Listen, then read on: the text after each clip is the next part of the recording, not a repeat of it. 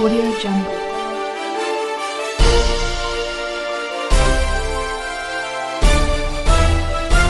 Audio Jungle. Assalamualaikum warahmatullahi wabarakatuh. Selamat pagi, salam sejahtera untuk kita semua. Breaking News kembali hadir untuk menemani di sela-sela aktivitas Anda.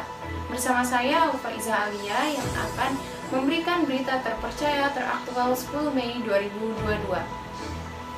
Saat ini penyakit tidak menular atau PTM di Indonesia seperti stroke, hipertensi, dan diabetes mendominasi 10 penyakit penyebab kematian di Indonesia dengan persentase yang semakin meningkat setiap tahunnya.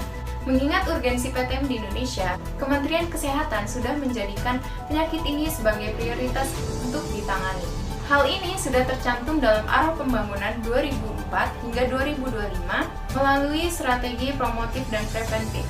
Salah satunya adalah dengan melakukan 7 langkah Germas. Germas atau Gerakan Masyarakat Hidup Sehat merupakan gerakan untuk memasyarakatkan budaya hidup sehat dan meninggalkan budaya hidup yang tidak sehat. Germas ini juga diikuti dengan budaya pola hidup bersih dan sehat.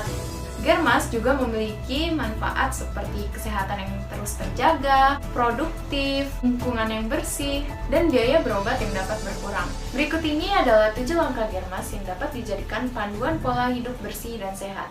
Kegiatan pertama yang dapat dilakukan adalah aktivitas fisik.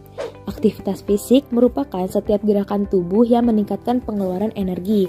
Untuk mendapatkan manfaat kesehatan, aktivitas fisik sebaiknya dilakukan 30 menit per hari atau sekitar 150 menit per minggu dalam intensitas sedang, seperti ngepel dan menyapu lantai, mencuci pakaian, dan kegiatan lain-lain.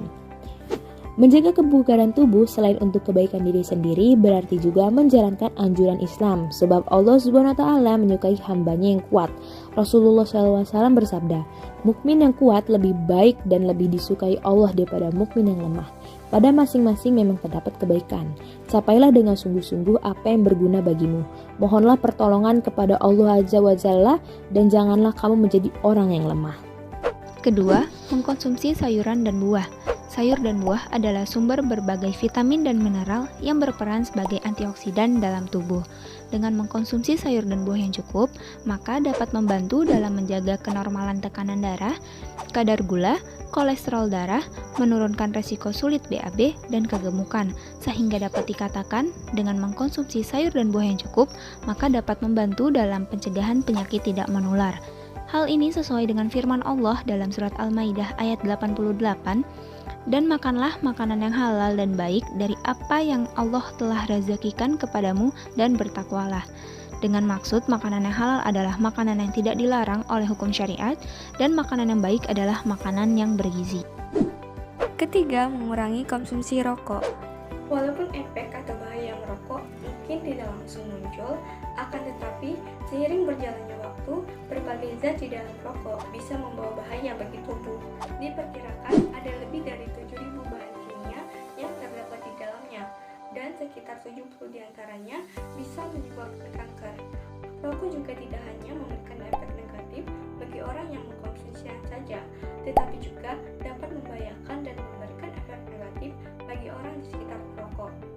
Dalam firman Allah Subhanahu wa taala dalam Al-Qur'an surat Al-Baqarah ayat 195 bahwa merokok dapat menyerumuskan ke dalam kebinasaan, yaitu merusak seluruh sistem tubuh seperti menyebabkan penyakit kanker, penyakit pernapasan, penyakit jantung, dan lain-lain. Dari alasan ini sangat jelas bahwa merokok itu terlarang dan haram dalam Islam. Keempat, tidak mengkonsumsi minuman beralkohol. Banyak informasi yang beredar mengenai manfaat alkohol bagi kesehatan karena dapat menurunkan risiko beberapa penyakit tertentu. Kendati demikian, masih lebih besar dampak atau bahaya alkohol bagi kesehatan dibandingkan manfaatnya. Bahaya alkohol bagi kesehatan sangat beragam, mulai dari masalah gangguan kejiwaan hingga berbagai kerusakan organ internal tubuh seperti hati, jantung, pankreas, dan sistem pencernaan. Dalam ajaran Islam, kita sudah diajarkan untuk tidak meminum khamar, sebagaimana yang sudah dijelaskan dalam Al-Quran surat Al-Maidah ayat 90. Wahai orang-orang yang beriman, sesungguhnya meminum khamar, berjudi, dan berkurban untuk berhala, dan mengundi anak panah adalah perbuatan keji dan termasuk perbuatan syaitan. Maka jauhilah perbuatan-perbuatan itu agar kamu beruntung. Makna dari ayat tersebut menjelaskan bahwa meminum minuman yang bersifat memabukkan hanya akan mendekatkan seseorang pada perbuatan syaitan. Kelima, cek kesehatan berkala. Salah satu bagian dari arti germas adalah dengan lebih baik dalam mengelola kesehatan, di antaranya dengan melakukan cek kesehatan secara rutin dan tidak hanya datang ke rumah sakit atau puskesmas ketika sakit saja. Langkah ini bertujuan untuk mendeteksi penyakit atau masalah kesehatan lebih dini. Apa saja sih jenis cek kesehatan berkala yang dapat Anda lakukan untuk mengetahui kondisi kesehatan Anda? Salah satunya adalah cek tekanan darah. Pengecekan tekanan darah dapat membantu Anda mendeteksi adanya risiko stroke, hipertensi, hingga jantung. Selain itu, kita juga dapat melakukan pengecekan kadar gula darah untuk membantu Anda mendeteksi adanya risiko diabetes. Keenam, menjaga kebersihan lingkungan. Menjaga kebersihan lingkungan sama saja menciptakan lingkungan yang sehat, bebas dari kotoran seperti debu, sampah, dan bau yang tidak sedap. Seperti Rasulullah SAW pernah bersabda, sesungguhnya Allah Subhanahu wa Ta'ala itu suci, yang menyukai hal-hal yang suci. Dia maha bersih, yang menyukai kebersihan. Dia maha mulia, yang menyukai kemuliaan. Dia maha indah, yang menyukai keindahan.